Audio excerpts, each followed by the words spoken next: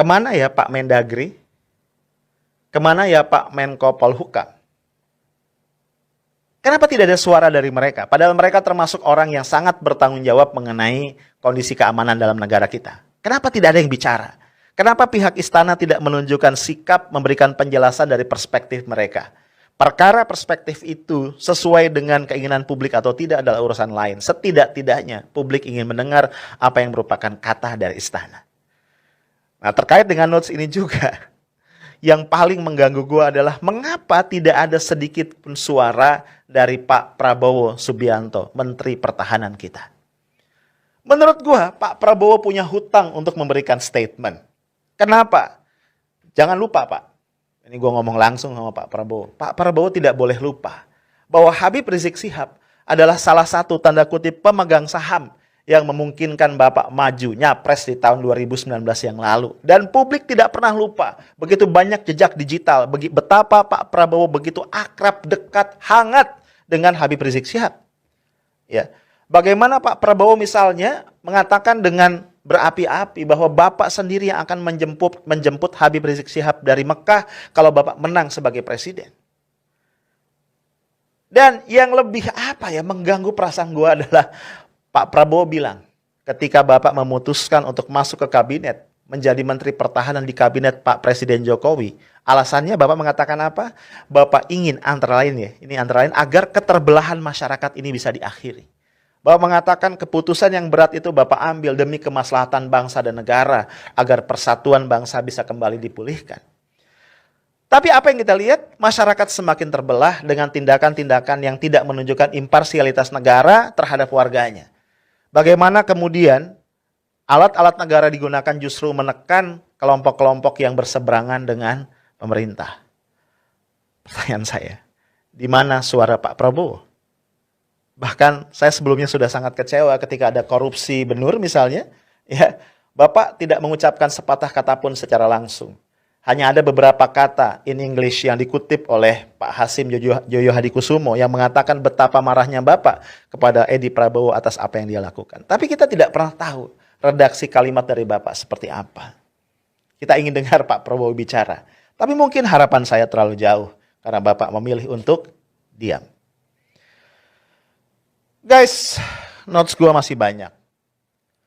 Tapi notes gue yang paling mendasar adalah 6 orang yang wafat adalah manusia.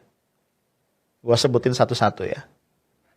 Yang pertama adalah Andi Oktiawan, 33 tahun. Kemudian Ahmad Sofian, 26 tahun. Faiz Ahmad Syukur, 22 tahun. Muhammad Reza, 20 tahun. Lutfi Hakim, 25 tahun. Muhammad Suci Kadafi, 21 tahun. Guys, 6 orang anak muda yang harusnya masih punya masa depan yang panjang dan cerah. 6 orang anak muda yang hanya mencoba untuk mengekspresikan kecintaan mereka kepada pemimpin yang mereka percaya, Habib Rizik Syihab. Lalu mereka tewas, mereka wafat, mereka syahid, dan sampai hari ini penjelasannya tidak memuaskan bagi kita dan terutama bagi keluarga. Mereka adalah anak dari ayah dan ibu mereka, cucu dari kakek dan nenek mereka, saudara dari kakak atau adik mereka, sahabat dari teman-teman mereka, murid dari ustadz yang ngajarin mereka ngaji. Mereka adalah manusia yang punya keluarga, punya sahabat, punya orang-orang yang mencintai. Gue cuma ingin mengatakan, mengingatkan kepada pihak-pihak yang menjadi pelaku tindakan zalim ini, kepada pihak-pihak yang mencoba untuk menyembunyikan fakta, kepada pihak-pihak yang mencoba untuk merekayasa. Bayangin, kalau orang-orang yang tersakiti, kalau orang-orang yang terzalimi itu kemudian menadahkan tangan ke langit kepada Allah Tuhan yang Maha Kuasa, maka tidak ada hijab antara doa mereka dan Allah yang Maha Kuat, dan ketika Allah mengabulkan doa itu akan dahsyat akibatnya. Gue jarang mengutip ayat, mengutip hadis, mengutip dalil karena gue bukan ustadz. Cuman gue tahu ada sebuah hadis yang mengatakan, bagi Allah Subhanahu wa Ta'ala, ketika ada seorang beriman itu tertumpah darahnya dengan cara yang tidak hak, adalah lebih ringan jika dunia dan seisinya ini hancur ketimbang itu terjadi. Gua tahu ada sebuah hadis yang mengatakan bahwa neraka jahanam adalah tempat kembali yang layak bagi mereka yang menumpahkan darah orang yang beriman. Gue cuma ingin mengatakan, hati-hati. Kita bisa merekayasa sesuatu di dunia, tapi keadilan Tuhan tidak akan pernah bisa kita abaikan.